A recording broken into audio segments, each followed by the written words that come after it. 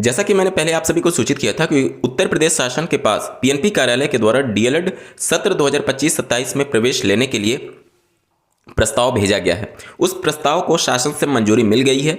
अब डीएलएड में प्रवेश लेने के लिए ऑनलाइन जो नोटिफिकेशन है वो 18 नवंबर 2025 को जारी कर दिया जाएगा। 24 नवंबर 2025 से ऑनलाइन रजिस्ट्रेशन शुरू हो जाएंगे। 15 दिसंबर को रजिस्ट्रेशन की अंतिम तिथि होगी। 16 दिसंबर को ऑनलाइन आवेदन शुल्क जमा करने की अंतिम तिथि होगी। 18 दिसंबर को प्रिंट आउट लेने की आवेदन की अंतिम तिथि होगी। 23 दिसंबर से जो स्टेट रैंक होगा मेरिट के आधार पर वो प्रकाशित हो जाएगा और 26 दिसंबर से लेकर के 16 जनवरी तक पहला काउंसलिंग प्रक्रिया यहाँ पर स्टार्ट किया जाएगा। 19 दिसंबर 2026 को प्रथम चरण में जिनको भी सीट अलॉट हो जाएगा वो अभ्यर्थियों को सूचना वेबसाइट पर अपलोड कर दिया जाएगा और 23 जनवरी 2026 से 13 फरवरी 2026 तक यहाँ पर अभ्यर्थी जो है अभिलेखों की जांच और प्रवेश की कार्यवाही पूर्ण की जाएगी। 16 फरवरी 2026 को जो द्वितीय चक्र का आवंटित संस्थान में अभ्यर्थियों द्वारा अभिलेखीय जांच एवं प्रवेश की कार्यवाही करना तथा प्रवेशित अभ्यर्थियों को सूचना वेबसाइट पर अपलोड करना होगा और 17 फरवरी 2026 से प्रशिक्षण जो है वो प्रारंभ होने जा रहा है। एजुकेशनल क्वालिफिकेशन की बात करें तो मिनिमम एजुकेशनल क्वालिफिकेशन यहाँ पर ग्रेजुएशन रखी गई है। ग्रेजुएशन में अगर आपके 50% से ज़्यादा मार्क्स हैं तो आप आवेदन करने के लिए एलिजिबल होंगे। वहीं पर अगर आप ओबीसी SC ST से बिलोंग करते हैं या फिर स्वतंत्रता संग्राम सेनानी आश्रित हैं, भूतपूर्व सैनिक के अभ्यर्थी को न्यूनतम अंकों में 5% अंक की छूट दी जाएगी। मतलब कि ऐसे समझिए कि अगर आप अनरिजर्व कैटेगरी से बिलोंग करते हैं तो ग्रेजुएशन में मिनिमम 50% अंक होना चाहिए और अगर आप कैटेगरी से बिलोंग करते हैं तो 45% ग्रेजुएशन में अगर आपके अंक हैं तो आप आवेदन करने के लिए एलिजिबल हो जाएंगे। यहाँ पर दूसरे राज्य के जो अभ्यर्थी हैं वो भी पूरी तरीके से एलिजिबल हैं। दूसरे राज्य के अभ्यर्थी अनरिजर्व कैटेगरी में आवेदन ले सकते हैं। मतलब कि अगर आप अन्य राज्य के अभ्यर्थी हैं, उत्तर प्रदेश से बाहर के निवासी हैं, तो फिर आपको ग्रेजुएशन में 50% अंक होना चाहिए, तभी आप आवेदन करने के लिए एलिजिबल होंगे। एज लिमिट की अगर हम लोग बात करें तो 1 जुलाई 2025 को एज काउंट किया जा रहा है और इस तिथि तक मिनिमम आपकी एज 18 वर्ष और अधिकतम एज आपकी 35 वर्ष होनी चाहिए। यहाँ पर देख सकते हैं 2025 हेतु अभ्यर्थी की आयु 1 जुलाई 2025 को 18 वर्ष से कम तथा 35 वर्ष से अधिक ना हो। न्यूनतम आयु में किसी प्रकार की छूट नहीं होगी, लेकिन अनुसूचित जाति, अनुसूचित जनजाति, पिछड़ा जाति अधिकतम आयु में 35 वर्ष में 5 वर्ष की सामान्य छूट दी जाएगी। यानी कि अगर आप ओबीसी SC ST से बिलोंग करते हैं तो मैक्सिमम 40 वर्ष तक आप आवेदन करने के लिए एलिजिबल हो जाएंगे और ये एज किस तिथि को काउंट की जा रही है? 1 जुलाई 2025 को। मतलब 1 जुलाई 2025 को अगर आप अनरिजर्व कैटेगरी से बिलोंग करते हैं, अनरिजर्व अदर स्टेट के जितने भी कैंडिडेट होंगे वो अनरिजर्व में ही फाइट कर रहे हैं, तो अदर स्टेट के कैंडिडेट का ग्रेजुएशन में 50% अंक होना चाहिए और मैक्सिमम एज 35 वर्ष होना चाहिए। ठीक है। और अगर आप उत्तर प्रदेश से बिलोंग करते हैं और कैटेगरी से बिलोंग करते हैं तो फिर आपका 40 वर्ष तक आवेदन करने के लिए आप एलिजिबल हो जाएंगे। वहीं पर विकलांग अभ्यर्थियों को अधिकतम आयु में 15 वर्ष की छूट यहाँ पर दी गई है। ठीक है।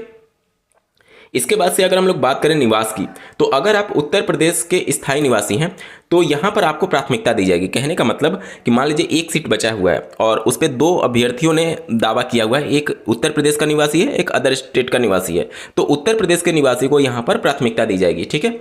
और प्रवेश के समय होने वाले अभिलेखीय जाँच में अभ्यर्थी को उत्तर प्रदेश में अपने गृह जनपद का सक्षम अधिकारी द्वारा प्रवेश की तिथि तक जारी किया गया निवास प्रमाण पत्र प्रस्तुत करना अनिवार्य होगा। अगर आप यूपी सेलेक्ट करते हैं तो यूपी का डोमिसाइल आपको प्रोड्यूस करना होगा और अगर आप अदर स्टेट सेलेक्ट करते हैं तो फिर यूपी का तो देने का मतलब ही नहीं है। ठीक है। मतलब कहने का मतलब ये है कि यूपी के कैंडिडेट को यहाँ पर प्राथमिकता दी जाएगी और आवेदन सभी राज्य के अभ्यर्थी कर सकते हैं। ठीक है।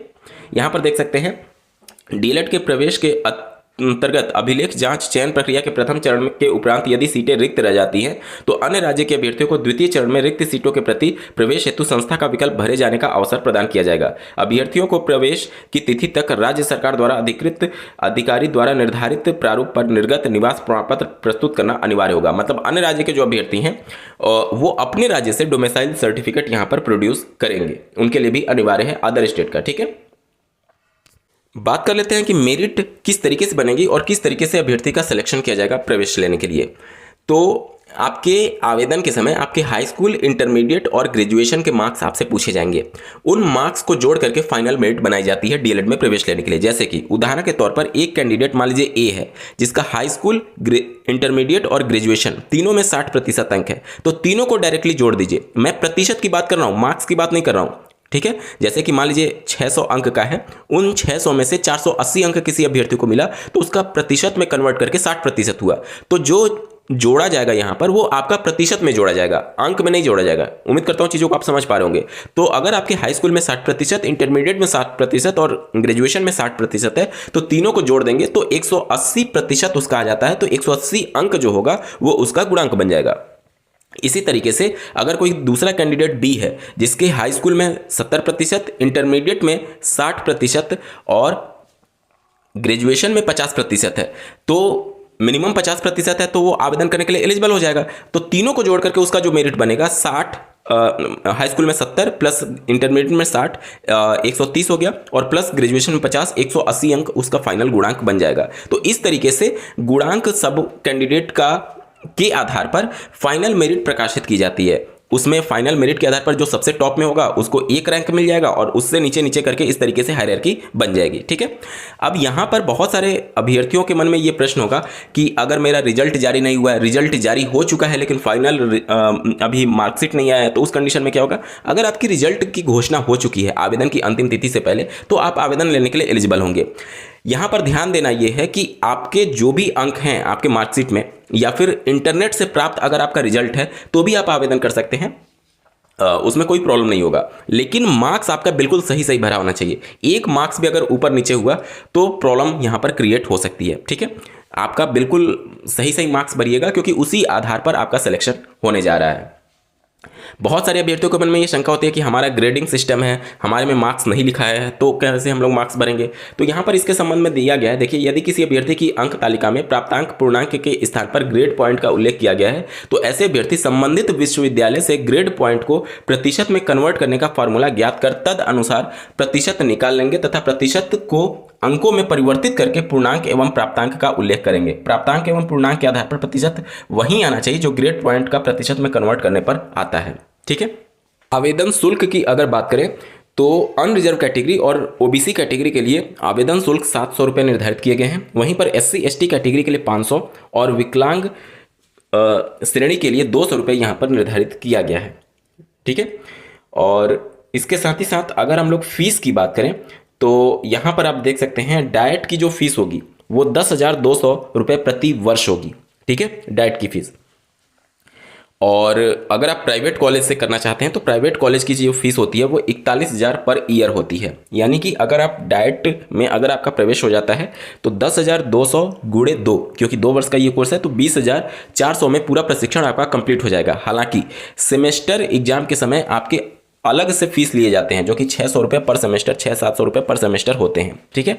वहीं पर अगर आप प्राइवेट कॉलेज में प्रवेश लेते हैं तो 41,000 गुणे 2, क्योंकि 2 वर्ष का कोर्स है, यानी कि सीधे सीधे 82,000 रुपये आपका प्रशिक्षण का लग जाएगा। और वहीं जो एक तरीके से परीक्षा शुल्क जो होती है वो हर सेमेस्टर में अलग अलग आपको 600 रुपये प्रति सेमेस्टर के हिसाब से दे होगा। यहाँ पर भी आप देख सकते हैं निजी संस्थानों में शासनादेश 10 सितंबर 2014 के अनुसार प्रशिक्षण शुल्क प्रति वर्ष 41,000 होगा, ठीक है। जो माइनॉरिटी कॉलेज होते हैं उसमें 50% सीटों पर मेरिट के आधार पर, यानी कि काउंसलिंग के आधार पर सिलेक्शन होगा, और 50% सीटों पर जो कॉलेज है वो अपने स्तर पर प्रवेश ले सकता है, ठीक है। तो माइनॉरिटी कॉलेज के लिए थोड़ा सा नियम यहाँ पर अलग है, ठीक है। तो जो भी अभ्यर्थी डीएलएड सत्र 2025-27 में प्रवेश लेने के लिए इच्छुक हैं उनके लिए अच्छी खबर है। 18 तारीख को नोटिफिकेशन आउट हो जाएगा। उसके बाद से 24 नवंबर 2025 से आप ऑनलाइन आवेदन कर सकते हैं। इस वीडियो को देखने के लिए आपका बहुत बहुत धन्यवाद। भगवान करे आपका दिन शुभ हो।